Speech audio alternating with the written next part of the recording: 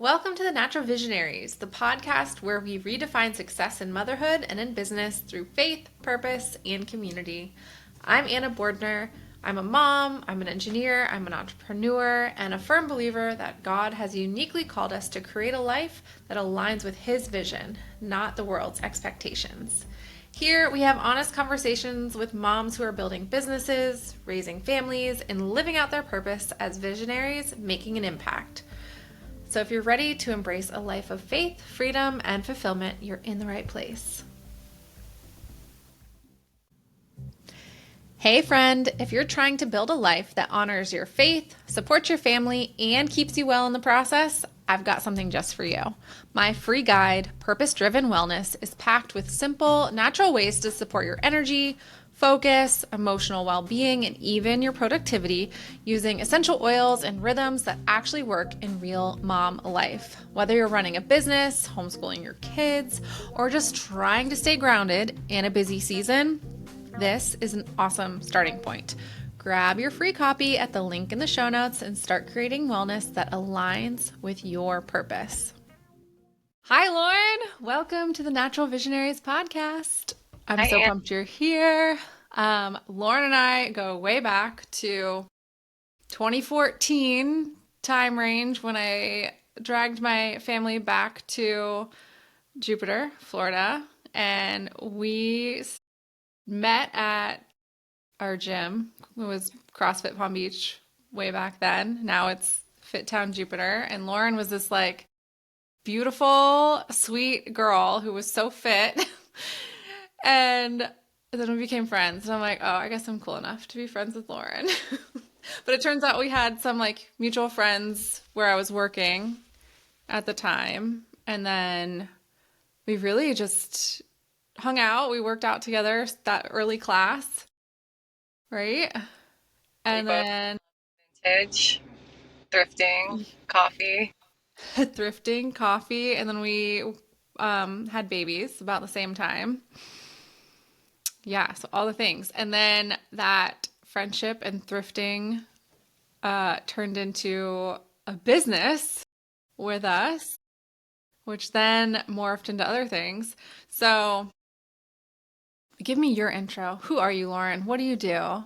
Where do you live? How many kids do you have? Give me your intro. Well, I live in Tequesta, BOT. Best town ever, VOT, represent. Represent for Anna. So I live in Tequesta. I have two kids. Sawyer, my son, is 9. He just turned 9, and Lila is 6. They're both in school, public school. Um, and I run a little side hustle called Dust and Glitter. It's primarily I do custom hats or like a hat bar um, for like pop-up events and stuff like that. And then my like true passion is vintage clothing. I'm always been finding and selling and things like that. So doing the both of those things together. Under the name Dust and Glitter. Dust, Dust and Glitter. Yeah. Awesome. I love Yeah. it. So, I lost my questions. What led you to this business? So, what's your origin story for starting Dust and Glitter, and how did that come about? You said you've always loved thrifting, and I love that we kind of bonded over that Yeah. originally. Like, let's go find some goodies at the thrift store. So, how did you turn that into like a thing? Yeah. Um, okay, so I would say since I was little, always wanted to own a vintage store. But then obviously, like, went to college, got a corporate-ish job, wasn't really happy, met you at the gym, bonded over like our love of all things old, started a company called Urban Vintage, um, had babies. Obviously, things shifted, couldn't be like, trying to coordinate weddings and rentals, 9 months pregnant, and lifting furniture and things like that. Yeah, that was a difficult time. So that was like such a fun learning experience though from both of our ends, and It, I it really, loved And I doing think that with that helped me, realize like how much I enjoyed that with you, and kind of went back to like what fulfilled me. But I would say, motherhood is still my first priority, obviously, full time mom. But then going back to Dust and Glitter, it really just, when we stopped doing the furniture rentals, I still had that, like, that creative desire to fulfill. Um, and I kind of just started sourcing and selling again. And then over time, it naturally evolved into making hats. And then that evolved into a hat bar because everybody wanted to put their own spin on things. Um, and then I love how I can kind of, I don't know, incorporate like my love of vintage with these kind of silly trucker hats that are super fun, and they have a vintage feel. It makes people feel like a little magical. I love that we can even spread the gospel with all the cute Christian patches that are out there. So yeah, absolutely. yeah, But even like before that, you were selling on Etsy. Before Urban Vintage, you were doing like you would find like the old books and put like cute yeah, plants in them. So you've always had this like creative side that's mixed with like a vintage aspect to it. And I think yeah. that's really unique. Um, so the hat bar, that it's so fun that you do that. So that is mainly like you sell mainly through events. Through events in person right now. Yeah, it's maybe one day I'll get there where I can do it virtually. But right now, just doing a lot of like pop ups around town and green markets, and I've done some private parties, um, some school events. It's really sweet to see like the little girls do. I like love doing that with them. It's fun. Yes. Yeah, yeah. Um, so how, at this point where you are now, how do you define success in motherhood and in your business? Like, what is a successful day to you? And maybe how has that changed from our OG days at the gym where we would, have our babies and have coffee and that would be great because we got the kids out and that was a successful day. I mean, it's everything's changed. I feel like kind of when we began doing what we were doing and then growing, years later, I feel like I was, we were all focused on that like girl boss mentality, kind of, Hmm. not that that's a bad thing, but I feel like for me anyway, I've just learned that being super busy and focusing on numbers and all the things is not really successful to me internally. Um, right now, it's kind of about being present with my kids when they're home from school. In business, I feel like, well, actually, in my home life, I would say creating a peaceful home, keeping a tidy home, cooking, cleaning, doing all like the homemakery things. But then also in business, like creating joy and not feeling this immense pressure to like have, all these followers and all these likes and things. And I just feel like it's building something with Dust and Glitter that kind of fits more into my life, um, and like not the other way around. And that's such a good point because we really did come from this original like girl boss side Oh, hustle, but like hustle, hustle, hustle, which then we kind of had to learn that that really doesn't work for us. Like your business can't be the main thing if you're also the main home caregiver. I'm learning this lesson now. I keep adjusting my offerings in the Dwell Society with my website design. It's that has to work around me. I can't change my whole kids' sports schedule and my husband's work schedule to make it work for my business. I have to say, no, this is my availability and this is what I can do. And if you want me to do more than that, like maybe I can. It's just gonna take me longer. And for you, like, yeah, maybe like it would be so cool to be able to go on your on a website for you and order a custom hat for you from you. But maybe that's not in your capabilities right now, and that's like how you're learning how people pick things out. Like maybe that turns into a system later on, how people can order from you online. But point being, it's we try to force ourselves to grow too fast sometimes. And I think that's just an awesome point. As a mom and business owner, you really have to make the business work for you. And sometimes that's saying no or not growing Right. as quickly. Right. I think, That's a good point. I like that you brought that out. Um, and you had mentioned like your faith-based patches. How has faith influenced the way you approach motherhood and entrepreneurship? What does that look like for you? well, I would say that, it's everything, basically. Reminding myself that, I don't have, it helps me stay focused on what matters most. And in business, it gives me kind of like a peace, an inner peace to like create things slowly, intentionally, and trusting God with the whole process, and that He'll equip me with what I need to make that happen. Yeah. So with your hats, so you have like Christian patches though, so and then you show up at church events, so it also like turns into what you're selling as Yeah, well. yeah, So it's super that's fun. And awesome.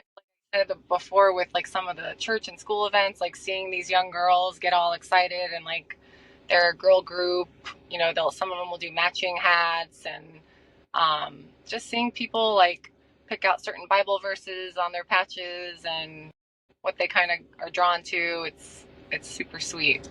I love it. I love that. And then kind of backtracking a little bit with the vintage clothing. It's mainly vintage clothing, right? That you'll source and sell. So tell me a little bit more about that. So you'll go around, you'll find thrift stores. Do you do a lot of like home, like garage sales? This is the wrong word, but Local estate sales. yes, estate sale. Like, what's the word I'm trying to That's not above me. Garage sales. Yeah, give me a good garage. Love it. And then you sell them on Etsy mainly or through Instagram or both? Mostly Etsy. I would love to be better about using my stories and doing some sales on there. Just haven't been able to juggle both, doing these hat bar events and getting into that. But I mean, I feel like, the trends come and go with the hats and things, and I'm loving doing this, but I feel like I'll always be doing the vintage clothing till I'm an old lady, probably. You're gonna be the most eccentric and amazing old lady. I love it. And then that bleeds might be the wrong word, but it like goes into your home life too, the vintage. Like you are not a minimalist. You're like the Trying. opposite. No, you don't even need to try though, because you have such a beautiful way of curating your home with these beautiful pieces that doesn't feel overwhelming. It just feels like comforting. And there's always something to look at in your house. Like I have a blank wall and I'm like, oh, cool, like a blank wall. And you're like, no, I have to put something on this I blank wall. But I wish I had more blank walls in my house. I don't have any more. Yeah. Well, I don't want blank wall. I like your walls. But I just think that it's just who you like what you see, it's all throughout what you do. And I just think that's really cool about you. Um, what else do I have here? What is there like a Bible verse or a biblical principle that's been a guiding force Yeah, for this? definitely. I always go back to Proverbs 3, 5 verses 5 through 6, I believe. Trust in the Lord with all your heart and lean not on your own understanding. Always just, reminds all of us to trust in God's timing and his guidance, and especially when we're struggling and we have nothing figured out. Yeah, totally. And yeah, and I think like with the timing, how we had maybe we talked about this before we started recording, but how we had Urban Vintage, and then there was kind of like neither of us really had a full-on business when the kids were little. Like we did, and we were doing some things, but now Um, that our kids are like in school, the timing's different. Our situation is different. So like what it looked like, how I kind of briefly mentioned, like maybe our successful day with Urban Vintage when the kids were little or before, before kids looked so different. And just getting out of the house when I had two tiny babies was, and going to the gym, like that was it. And then if we stopped yeah. for coffee before nap time, like that was huge. And then maybe we like, I don't know, did a couple Instagram posts or something.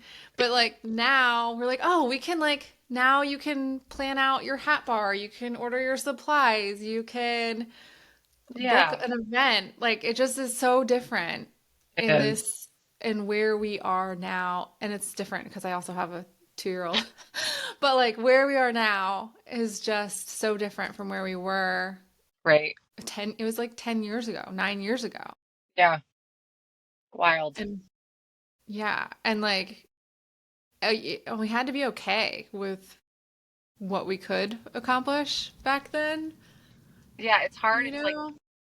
struggle, you have all these like great ideas and you want to do everything and you just you can't because of your babies, which is it's fine, but it's like a new season now, so It is. I feel like this is like season two of of childhood of like our children's childhood, I guess, but it's allowed us a little bit more freedom to do more things. And I see that with you, like when your youngest went to elementary school, that's really when you started doing dust and glitter and really got your vintage yeah. um, resale back up there. And then you're like, oh, well, let me add in this hat bar. I can do that now too.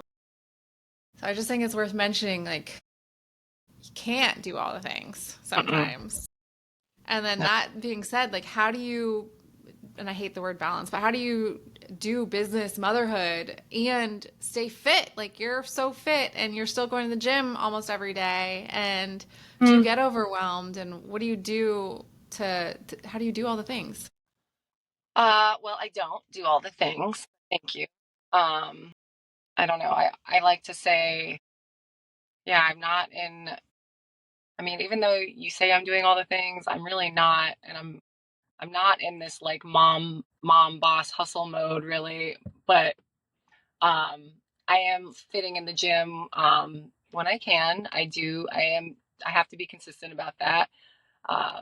My gym, if I don't make it there, I don't get on the committed club, which is another thing. That's a whole nother. But I would say um You want the sticker, I want basically. the sticker. Yes, I want the sticker for my cup. Yes. I start my mornings, I get up extra early. I know a lot of people do the same thing, but I think it's important to like, I get up way before my kids, go right to my Nespresso and machine and get some coffee, have my quiet time, read the Bible, read a devotional, pray about things that are on my mind, what's to come in the day. I think that really, really, it might sound cliche, but it really works. And working out regularly definitely helps my mental clarity. Um, and I think also like staying connected to mom friends and like right now it's so great to like see you and I know.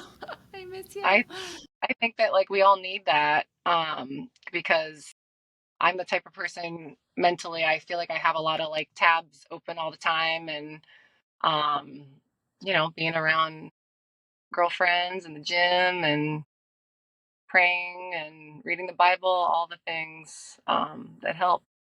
Yeah, and sometimes it's so nice to have other entrepreneur, multi-tab, open in your brain type friends to just sit and Yes. have a conversation with because you're like, wait, I had like these 10 ideas, like give me some feedback. And then you do the same thing. I don't know. It's nice to have friends like that where you can throw ideas back and forth or complain about being alone in your business Yeah, or just someone to celebrate with. Like, hey, I just booked another hat bar. Like, you don't have a coworker to tell that to. Like, text me. Like, find a friend to text that to.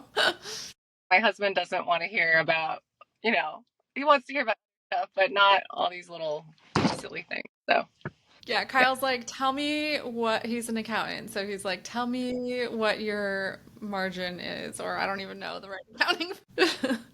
Does he help you? Does he help you? No, Kyle, um, he is very like, Lauren, we'll call this your little like creative side hustle, and if you bring in some money, great, but like, this is your creative fulfillment. This should bring you joy. When it stops bringing you joy, maybe move on to something else. But he is like, let's keep this a hobby. This is because he's a CPA, so he doesn't want to deal with any tax implications. I don't know if I, And then when you prove him wrong, you'll be yeah, like, huh, I guess I'm pretty good at this. yeah, exactly. Um, so what's been like one of your biggest challenges that you faced while you're building this business or while raising a family? And then have you overcome it and how?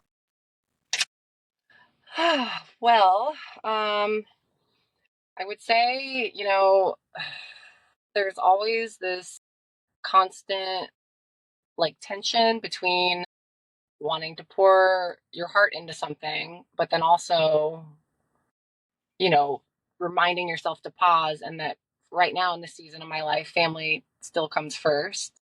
So like that's always a challenge for me, that, just that same mom guilt, that you feel when you're committing to some little thing that gives you fulfillment, sometimes we can feel bad about that. Um and honestly, I think just like realizing like I'm not in my, like we talked about before, I'm not necessarily in my like mom boss era.